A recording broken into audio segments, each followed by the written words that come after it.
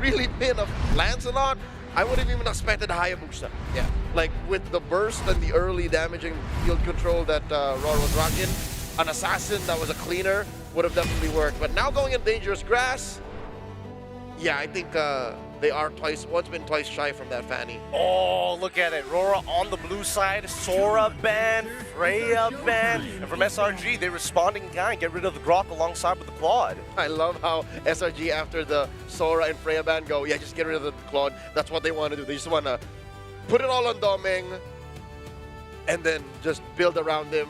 RORA did that last night. Good read by SRG. You think we're going to end up with like a Harith v Granger, the good old classic? Yeah, I was thinking that too, because like, what if RORA decides to ban out the CC and say, keep it honest, innocent, we're not playing fighters in the gold lanes anymore, let's just go back to Granger Harith. Old school rules. Yeah, there we go! Yep. Now the question is, SRG, are you comfortable with Yves and are you more comfortable with Yue going onto Jushin? That's one hell of a trade-off. Yeah, because I feel like going on the idea that we posed for RORA with Demon Kite being able to facilitate alongside Yue, then Jushin is not the pick that you'd want to give if you're SRG. And they do ban it out. This does leave open the Kalia. I think first pick Kalia I like it. would be good. Yeah. Don't need to rush the junglers here. You don't need to fight for the others. Or do they Just look take at the the Eve? Yeah. Or do they go say, like, get the Eve and say, go again. All right. But my only worry for this is... Wait, Stormy would rather pick up the Farsa over the Lunox, though, correct? Oh, that one depends. It really depends on Yeah, generally I would say Farsa, but this time around we're going to see Sakai's back on the Yi Shin with his 57% win rate, but they're also pairing it up with the Hilda in anticipation that maybe RORA is going to go for an assassin. I don't think they are, if I'm being completely honest. Boxa and Fred are open. Yep. Pick it now. I would honestly be okay with just picking up the Fred early on. It allows Demon Kite to facilitate, as we mentioned, and then they can just... They already have the Eve, so just go Fredrin Cho or Fredrin... Oh no, they can save the Gatot or the Gatot Hylos or Cho for later. Boxia, Cho. If you're just super aggressive, like you just really want to stick it to them. Oh my goodness. Oh, it's their turn. They're going to go Leomord Cho. There. Yeah. Okay.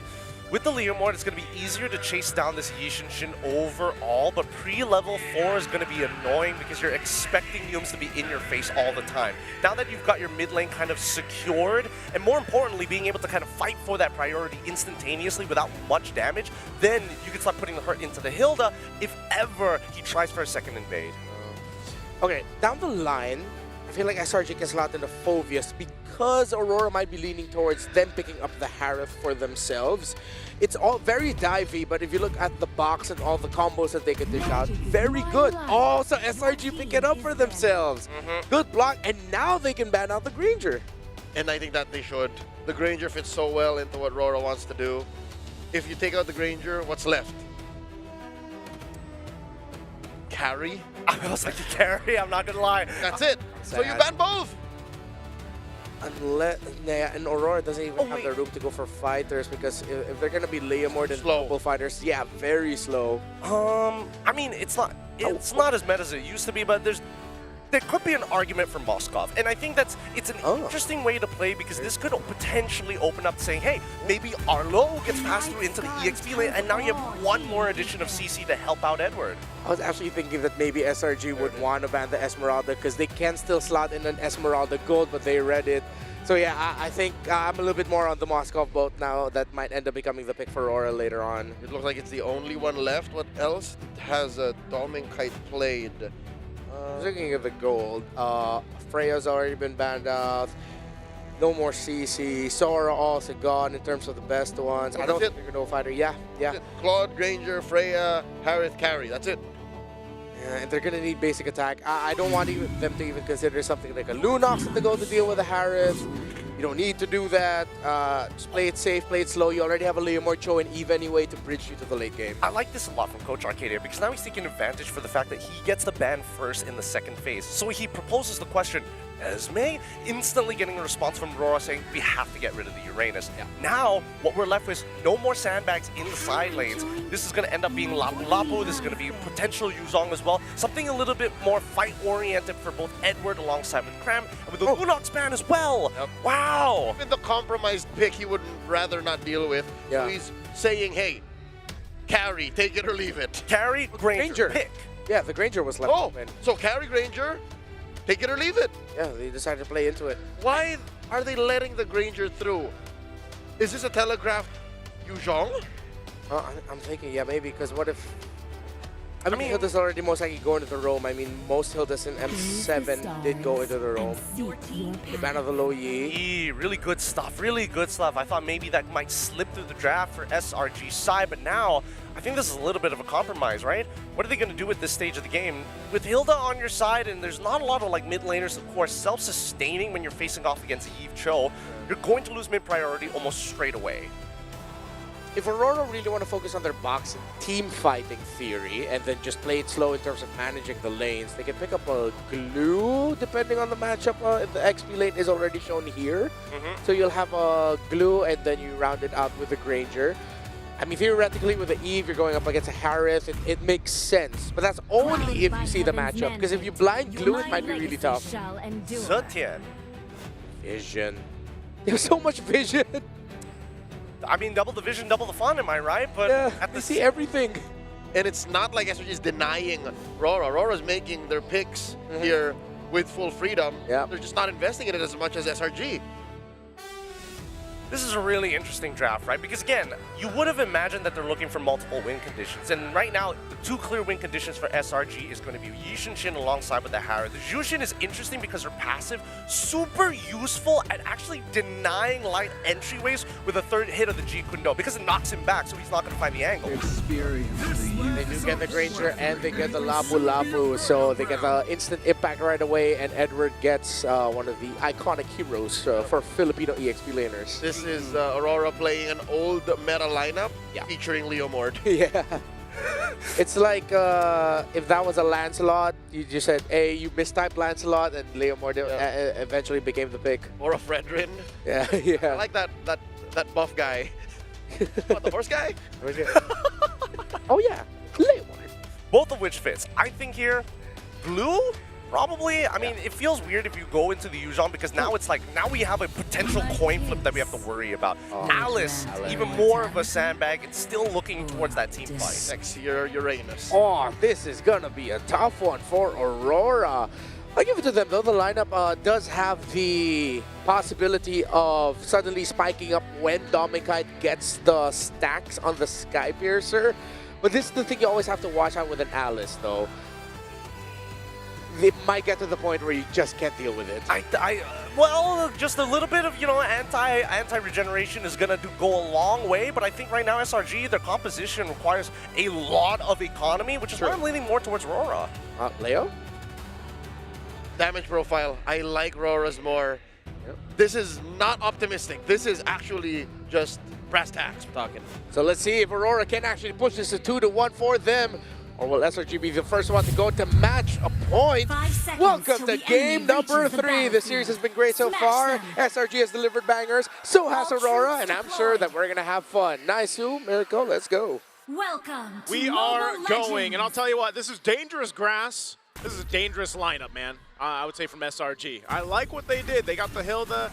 They've got a couple of grounds covered. Whoa! That's what I'm. Oh my That's what I'm God! saying. It's dangerous. Yeah, it is. It definitely is dangerous. You walk in, you never know. There's a sneaky Hilda in the bush, but the fact that they also got the regen means Yue will go down to Stormy. You have to respect the 100% win rate. Since Yue's regen was popped, he should have recalled, dude. Dude, that's dangerous range too. That was what I was gonna get. I mean, look at. Oh my goodness, dude! Like, don't stay, please. Go home. Okay. Yes, Light. That range from Zetian is pretty crazy. This is what we all experience now, especially on the buff. That technically. What do you do? Like, how do you lane? Why are you late against that? Maybe don't walk into the bush against a Hilda first level 1 and then recall after your regen gets popped, right? Like there are 2 steps before that or before we get to this position. But now that we're here, yeah, I don't know how they're gonna lane against this Etienne, dude. We were talking about instant prio, but if you get poked that much, there is no instant prio here for the Cho and the Eve. Yeah. Oh my goodness, dude. I mean, on top of it, like Gideon mentioned, you know, during the draft, one of the great things about the Etienne is you have that passive built in to kind of, oh man, it just looks like they're playing range everywhere. Oh, okay. He For a does. second, I thought he had flicker because like, damn, he's going in aggressive. That's why I was saying this lineup is dangerous in itself because SRG is able to go ahead and capitalize on a lot of that. And not to mention the amount of vision that this lineup gives them too. So what this means for Aurora Gaming Philippines is that they have to choose their windows of opportunity very crucially. They got to be on point with it. They've got to be able to make it work. But because this early game pressure was already put onto them, they're not going to be able to contest this first turtle as it's already secured up by SRG. And here comes the pressure in the jungle. Edward? So away the purple buff. Light goes over to Jikudo, but Stormy's able to flick around and he gets the kill too. Now throwing a ruin onto nothing but they won already. Nothing but air right now, Cram, though. He's going to wait for the Gleam to come up. You know, but that's the thing. That's what I was saying. Light goes in. He doesn't have a level 4 yet. Didn't burn the flicker either, but he just got destroyed as soon as he went forward. So, you know, one of those things that Aurora Gaming Philippines, I don't know, Yums, is he going to go for Domikite? Yup, he wants to go for it. Oh my god, Secret Vision as well! A flicker around as Light goes in with Jikudo, but there's no way the Dragon now needs to be caught in the Zaman Force. Even coming to the Steed, Yums able to flicker around to safety, but Innocent's now going to be caught all alone. Pops in a Purify, and now gets shredded back. Oh, Innocent. What? Not going to be able to get away. He almost did. Light will take that kill secured for Aurora Gaming Philippines. So at least able to find something on the map here. They've been struggling. Oh, there it is. Jikudo flicker. That's Light giving the kill over to Domikite. And finally, he has some space to breathe, dude. He's already 2 levels down on Innocent. Yeah. Oh. Oh! Is Domikite going to be able to get away? Okay. Very close. Oh my god! They don't want to stop, guys! Shoots Domikite down with the arrow. Domikite's just let me play, guys. I'm trying to get out of here. He had so much attention towards his lane, but that's exactly what you need to do if you're SRG. Put the pressure on Domikite or elsewhere because you have so many opportunities to be able to do that. You've got so much vision to play into. So now with this bit of a lead they built up, Turtle's going to be up at about 15 and they'll be in a good position for that. And, you know, Aurora Gaming Philippines has to kind of go back to the drawing board with this lineup and just kind of slow down. Part of this lineup is allowing that scalability to happen because they're losing the range battle. A lot of this is because, you know, you have to rely on the Cho. Now that you're around level 4, you have a little bit of protection, of course, with UA's RWM. But they want to go and contest this turtle. Look at the poke. Before the fight even starts, Light is already down to a quarter of health as Cram holds on to the turtle. Now Phantom Steed coming down for Demonkite, but it's going to be Cram zoning him away with the help of Yums. Bravest fighter from Edward. Doesn't get it down. Fury of the Phoenix, though. Yums doing a ruin on Demonkite! Oh, that was a great take. Domikite and UA are here to set up. Yums might be able to actually get away. Still, Light goes under the safety of the turret, but second turtle goes in the hands of SRG. Oh no, this is tough. I don't think they're just forcing them to take the long route, man. Yeah, Yums wants to stop the recall again, and he does! Light has to move. That was a feint from Yums. He didn't even know. It's a dangerous Hilda, man. I'm telling you. Like, It's the most annoying Hilda I've ever seen. it's the way it's meant to be played. Yums is doing great work here, being a threat, especially on those, you know, those spaces around the jungle where Demonkite is trying to go ahead and try to get some vision or contest these objectives, but Yums providing so much information to SRG's lineup just kind of gives them an easy time to take objectives, and honestly, that's probably how the next Turtle's going to go as well. Aurora Gaming Philippines, in the meantime, have to go ahead and play in to pick off potential. The problem with that is, like I said, who are you going to pick off? Well, most of the time, you're going to have to try to make a play either in the gold lane, because trying to find out either Yums or Stormy and get through that passive is hard enough.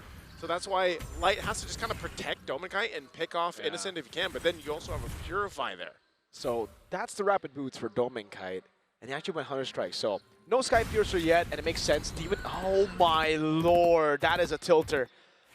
Phantom Steed used after, what, 2 shots on a Mountain Shocker. Innocent in the bottom lane winning hard in this matchup as well. This ain't looking good for the Northern Lights. Yeah, this is what I'm saying, man. You're losing on all fronts right now if you're RORA Gaming Philippines, and you can kind of see it in the way that they're moving around the map, some of the decisions that they're making, and SRG knows to continue to put the pressure where they can. Demon Kai isn't falling too far behind in terms of levels or anything, but it's more so of, what can this lineup actually do at this portion of the game, and it's just not too much yet. So it's kind of more of a survival strategy for Aurora right now. This last turtle of the game's coming up. So like our Red Giants will go ahead and swing on forward. It looks like Aurora still wants to go ahead and show face here, but Domikite less than half health. Yep. It'll be really hard to pull off. Yums is 1v1ing there. Light, he goes for the way of the dragon earlier with Jikuno as well, but he couldn't find it now with the throw in the ruin and the Fury of the Peaks. Demon Kai zone. Yums again giving it to the kill. At least they're able to pick up a kill back on Skies, but Demon Kai zone completely away. Zoned away, and Edward falls in exchange.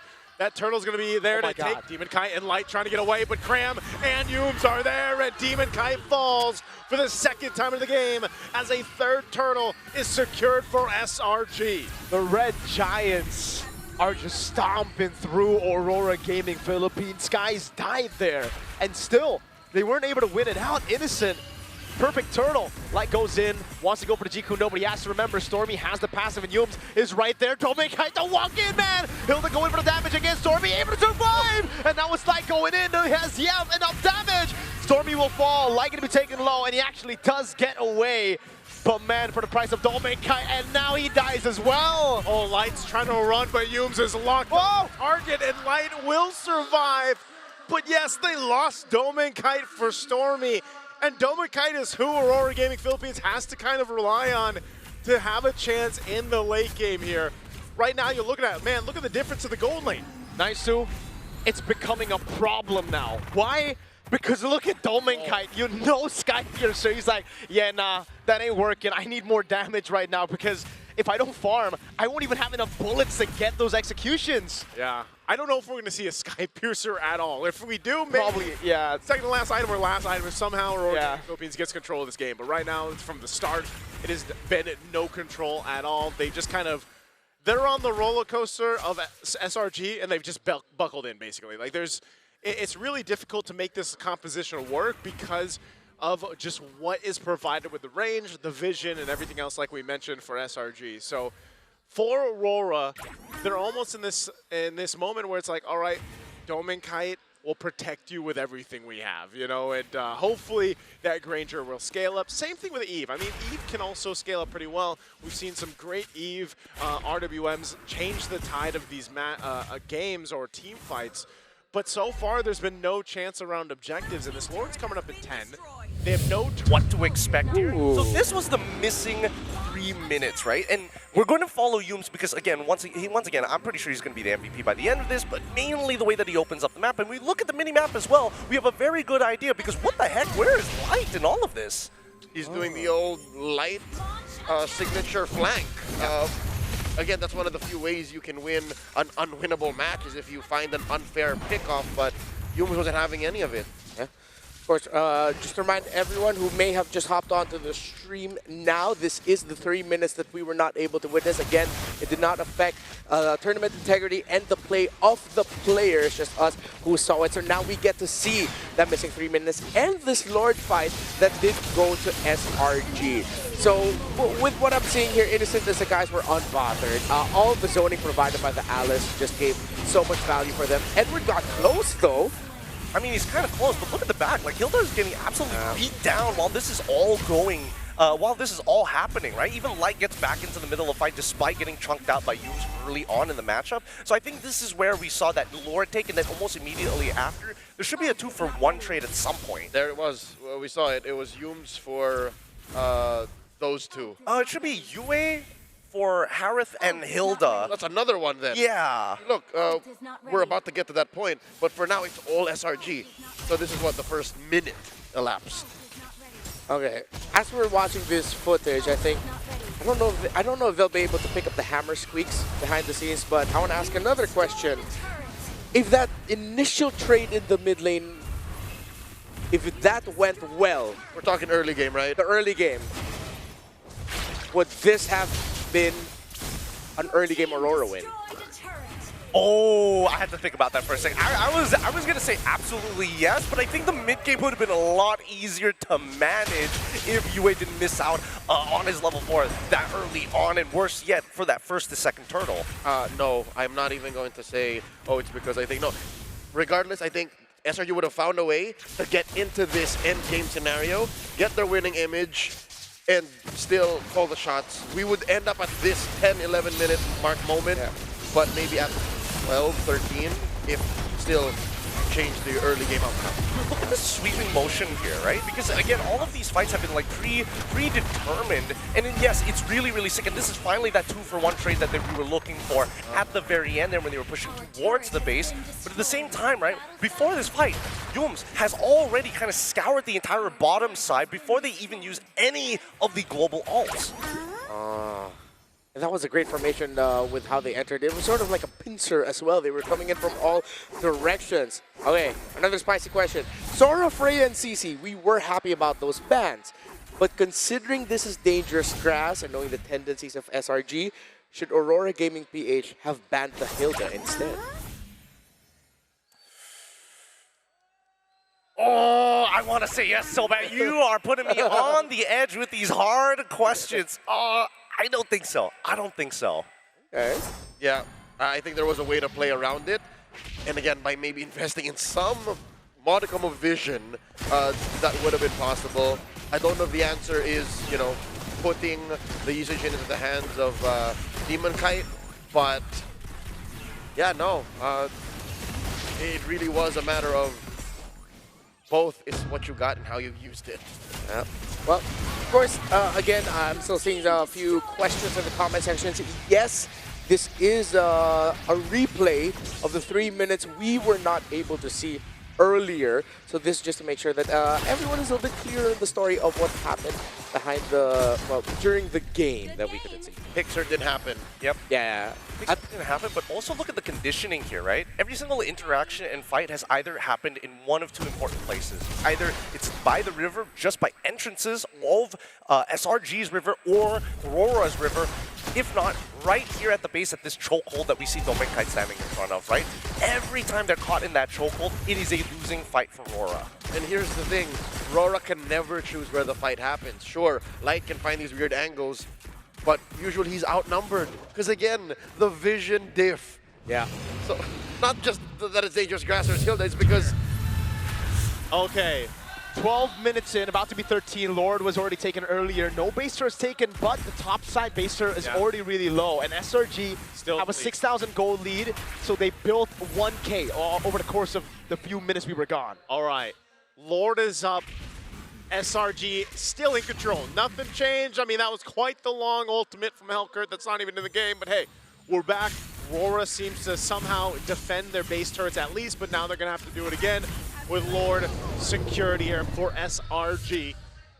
So we'll see. I don't know if they bought enough time, man, because, you know, part of this was, where's the scaling for Dome and Kite? Is he going to be able to catch up? It looks like he did pick up the Sky Piercer, though. Yeah. So after he went the Hunter Strike, Sea Halberd, and the fifth item, he goes the Sky Piercer. And if they hold on long enough, maybe that Sky Piercer, once it gets some stacks, might be able to change some of these fights. See, the thing I would love to see right now is Domain Kite's actual stacks. Not the Sky Piercer stacks, but how many bullets he has, because the way Selangor Red Giants have been playing the entire game, it really feels like they've already taken out the biggest threat of a Granger in the late game, which is the scaling. He's died 3 times. He was denied so much gold. He's 2 levels down on enemy gold lane.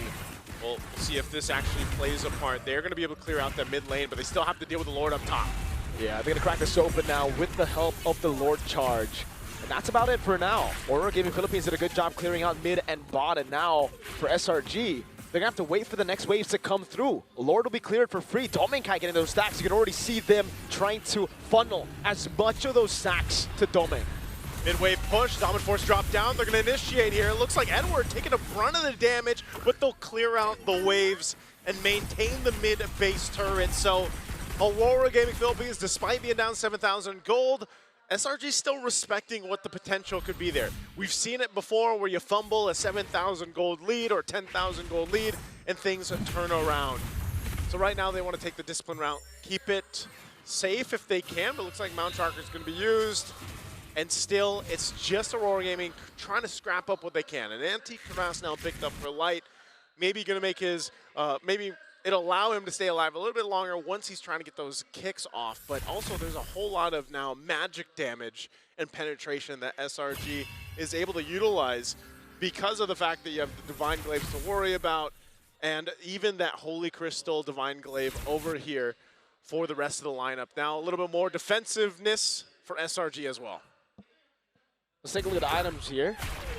Okay, so Innocent's already fully built up as well, and somehow, again, Domenkite, it's through those waves and the lures that they were given that they are able to actually climb back up, because I think it was a bigger lead earlier for Innocent, probably because he also died. So he's building towards that last item, and I don't know if that's Blood Wings?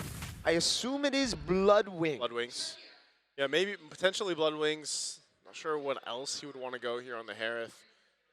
But nonetheless, you got quite a bit of scaling. I mean, even looking at Cram, he's got a Guardian Helm plus the Ice Queen Wand to go ahead and help slow down the members of RORA Gaming Philippines once he jumps on in. He's tanky enough to just soak up a lot of damage. So this Alice might be a problem. And that's why Light's job right now is pretty difficult. You know, he's got to be able to go ahead and find a way, not just to find a way, but also provide the information that's needed here, because we're seeing how difficult it is for Demonkite as well to make use of this Leomord, who's been such a strong hero pick throughout the M7 World Championship right now, but it looks like they want to go ahead potentially contest this if they can find the angle they're looking for. Light's swinging on around. Whoa. It's going to be a reset on the Lord, though. Yeah, look at Yums. RORA trying to get control over the Lord. They're actually going to be able to take the aggro, but Yums gets a really good flank here in the behind. That's the Mountain Shock coming down, and Yums has a position on Domenkite. Fear the Phoenix coming down, and it's the Skies Mountain Shocker! Domenkite is gone in an instant, and now RORA's on the run. But with those 2 kills as Yue fell as well, SRG gives the call. They want to push down the bottom lane. That's the problem when you play a clean front to back. Yums doesn't care, and it cancels out the recall of Demonkite. What a read by Yums! And there's no way Demonkite can go for the 1v1 here. It's gonna be Innocent jumping into Zaman Force over on Edward. He's trying to buy some time. Light doing a good job at forcing the minions to the mid-turn, but he will fall. Oh, they clear out the minions so they stay a little bit longer. Demonkite still be a chase down, and he just wants to buy enough time.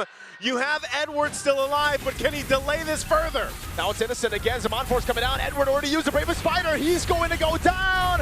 And Selangor Red Giants are a game away from etching their names, their region, into the history books.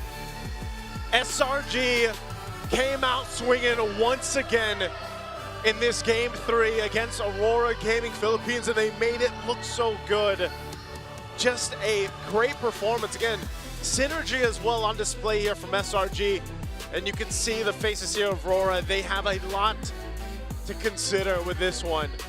From start to finish, just was not the way that they wanted to make things happen. And you got to say, man, this was a composition, a draft. Great things there, especially from Coach Arcadia, to make this draft work. The range aspect of this and that dangerousness, as I like to call it, on dangerous grass, was so good here on display from minute 30, actually 30 seconds into the game. And we look at the highlights through this, I mean, they just had full control and took what they wanted. It's so beautiful because Yum started that off with the Power of Wilderness, and then they chained it together so well with the Fury of the Phoenix, and then Sky's Mountain Shocker, the nail in the coffin for Domenkite and for Aurora in Game 3. Such a great performance here once again from SRG. We got to go ahead and throw it over to the panel to break down this game, because there was a whole lot here that happened, and especially what we didn't see and what we did see. Let's throw it to the panel. Again, what we did see is that SRG had all the vision in the world to work with. The Yi Sun-Shin, the Zetian, and of course Yums being relentless with reading the rotations of Aurora. There's a cruel irony to it. It was a Zetian picked up by Aurora Turquia that helped deliver the major win for them in the beginning of their series against SRG. Now it's Stormy on a Zetian delivering a crucial victory for SRG. They now go to match point with a Zetian. That's what I was saying earlier before this match even began. All the learnings that SRG needed, they took from last night, the hard-fought 5-game series against Aurora Turquie, taught them a few things. And I was smelling it. There was something else besides the overabundant amount of vision. The reasoning as to why they were willing to give RORA the Granger and the carry was because they were planning for this all along. We're in dangerous grass. The Hilda is naturally going to be jumping into your face. Yep. They have the Zitian. They can set up these long-fought initiations from the Alice. And not to mention the Harrods. They were going to rotate towards the Harrods lane very early on. I don't know, but I think I speak for a majority of RORA fans out there. I call espionage. I think that something is wrong here because, again, the vision is good, and I agree that the Dangerous Grass has not been RORA's favorite map because there's too many times where a single, well, most of us would say, hey, that's a miscommunication. They literally couldn't see some people, and that's very frustrating to deal with, especially when you have a quote-unquote global vision composition on the opposite end. Yeah. I feel like the Eve is just not working out for Aurora, mainly because SRG are willing to play into it. They really don't mind. The 2 games that we've seen Aurora play that Eve, SRG knew what to do, especially with the initial trade. Everything began, I feel like, because of the initial trade in the center when we started seeing the Cho and the Eve just struggle to handle the lane against the Zetian. The little missed time of Light deciding to go elsewhere, of course, can't blame him for that, but Yumes waiting in the bush, jumping onto Yue, bringing that Eve down low, and then meaning that Stormy just dictates the tempo of the mid-trade. That's the thing. I really believe that, especially at this level, there's a lot of feints. There's a lot of expectations when you start walking into your lane. Consider this. Consider that there's already Hilda on the opposite side. What's more likely to happen? That you would spot Hilda out in the river checking either maybe the orange, maybe the purple buff, or is he going to show up in the lane? That's the 50-50 risk that he takes when he walks up into these bushes. Although I will admit, RORA didn't do their due diligence. They should have void blasted into one of those bushes to kind of give you a rough idea of what was going to happen. But besides that, it then devolved into something else. Edward left on an island by himself. A majority of the fights happening towards the gold side of the map. And even then, Domeng got 0 action of that gold. I think the whole situation that SRG put Aurora into exacerbated the fact that there's no vision. Multiple times in this game, these players, these very talented athletes from MPL Philippines, in their own environments, relish in the fact that it's very macrocentric. Here, they have to always think of, oh wait, SRG might be in these random corners, they want to fight, and then that kind of just melds into the background, and they forget, now, oh, I have to watch out. Remember that little bush down bottom near the turtle where Dominic just randomly walked in, like, oh no, there's dudes in here. That happened like twice. And that's twice too many times. Of course, gotta acknowledge, and of course, we apologize for the technical issue encountered during the 3rd game of Selangor Red Giants versus Aurora Gaming Philippines that went on for about 3 minutes. Rest assured, the tournament integrity was maintained and the game was played fairly. As you could hear with our calls earlier on, the game continued, the players were still playing, and what happened from our vision did not affect what happened in-game. Thank you, each and every one of you, for sticking with us. We appreciate your patience. Again, we humbly apologize for that. We can now continue talking a little bit more about what happened in this game with what we did get to see. The first floor did go to Selangor Red Giants, but even with the 3 minutes missing, we already got a very clear picture of what happened.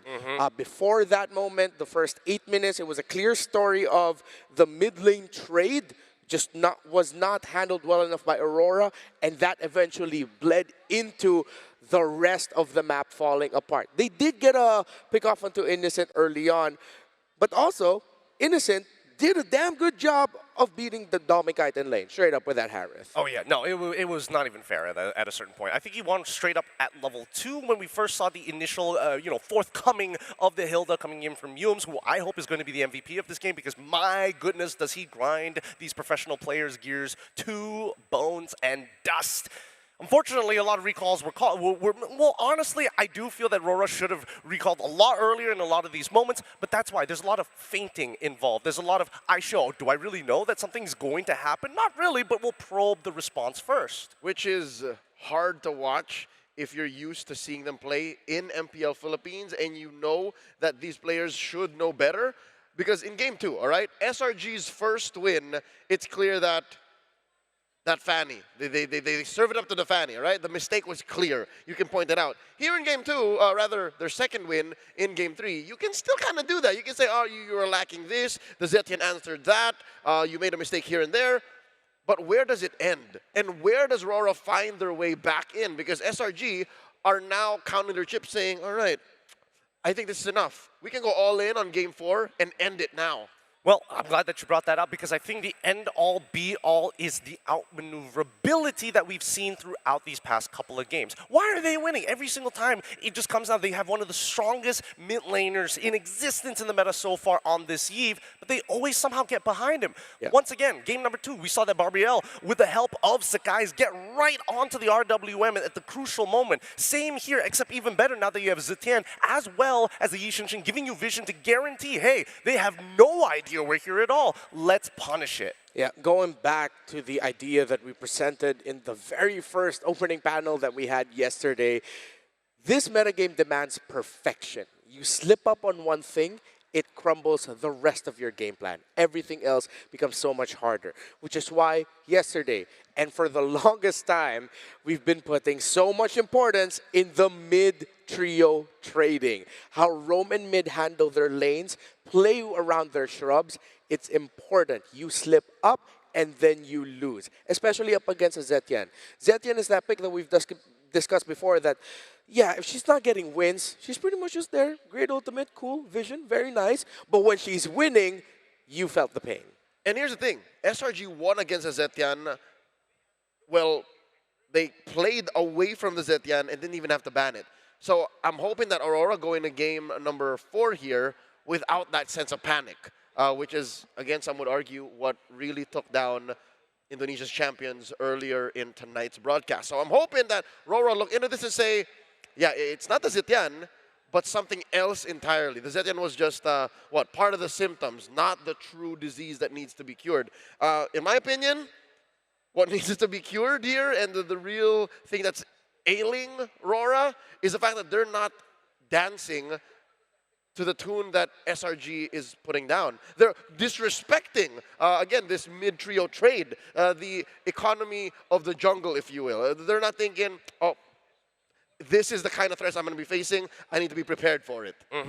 Yeah, no, I think a lot of it just comes down to just finding first positions, right? Because so far, based on what we've seen in these games, SRG are the ones moving out of their lanes first, being able to position right on top of the Lord in ideal spots without having to maintain too much aggro from this neutral objective. RORA, on the other hand, actually don't mind their opponents sitting on top of it, but then who are the big hitters, right? Lapu-Lapu wasn't in a majority of these fights, and by the time it actually happened, that's when SRG can make a very cool, calm, collected decision of, we back away, we take a pick, we come back in the fight once more. Ooh, I want to play a little game here. Just thought about. Gideon, can you hold this? I got you. Mirko, could you pass us? Could you pass us that hammer there? Okay, nice who heard me and said, nice. So could you pass me that hammer real quick? Just throw it. Just throw it. Hammer me. I'll catch it. I'll catch it. Oh God, that's terrifying. Okay, it's scarier with Naisu. Okay, first, real quick. This might be a little bit spicy, but should we just go back to the Lunox? If you agree, slam it down.